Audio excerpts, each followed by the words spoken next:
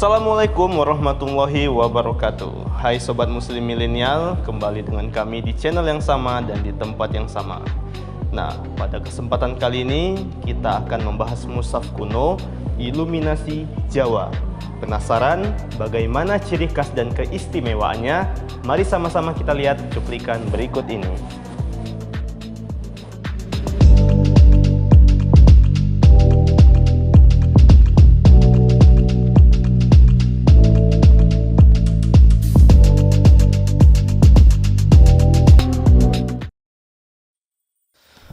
Mushaf Iluminasi Jawa.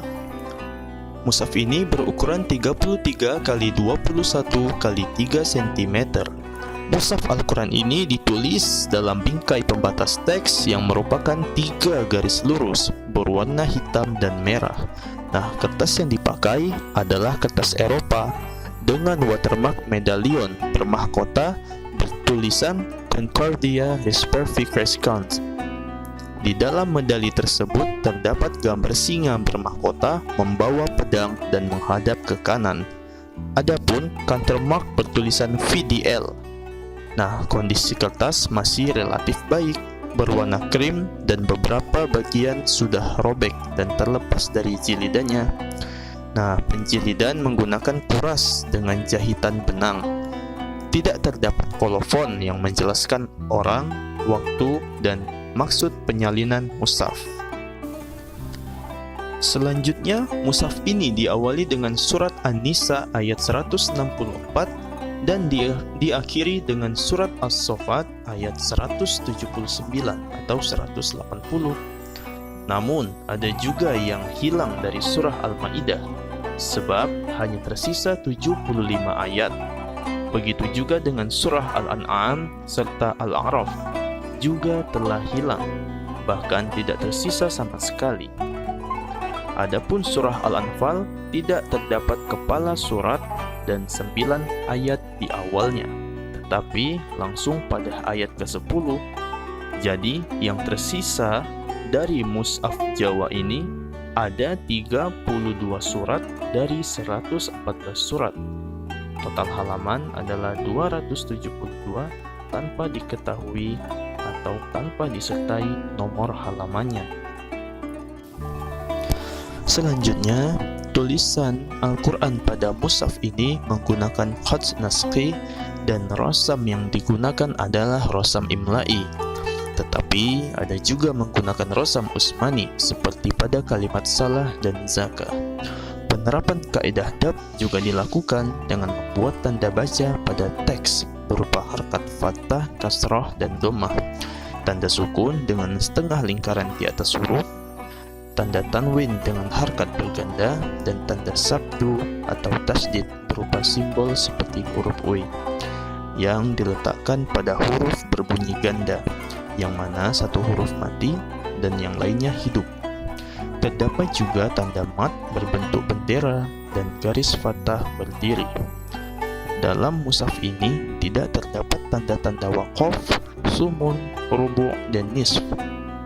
Dan terdapat tanda ain dan tanda juz yang digunakan, yaitu tulisan jumlah juz yang ditulis dengan menggunakan tinta merah di luar bingkai pembatas teks, dan awal ayatnya juga menggunakan tinta merah.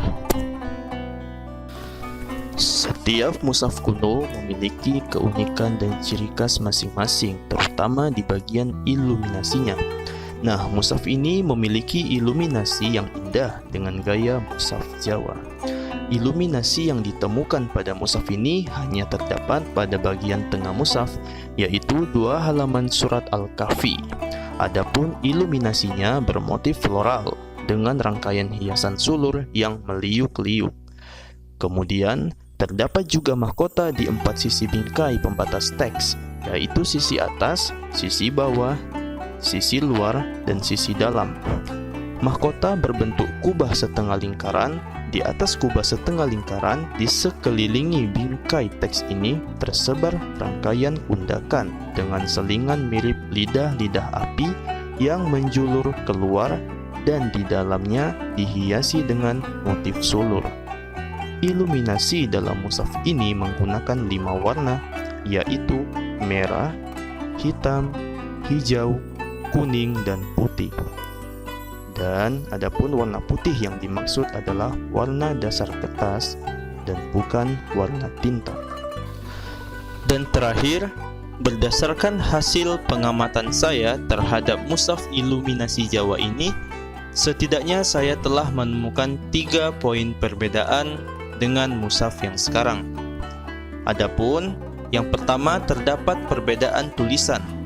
Jika dalam mushaf sekarang ini pada surah Al-Kahfi ayat 1 ada kata yang bertuliskan walam yaj'al. Nah, sedangkan pada mushaf kuno ini bertuliskan walam naj'al. Perbedaannya, jika di mushaf sekarang menggunakan huruf ya, di mushaf kuno menggunakan huruf nun. Wallahu a'lam. Kemudian, perbedaan yang kedua, masih pada surah Al-Kahfi, pada ayat ke-10 di mushaf sekarang ini terdapat kata wahayyi' lana, yang mana di dalamnya terdapat huruf hamzah sukun dan tanda tasydid pada huruf ya, sehingga dibaca wahayyi' lana.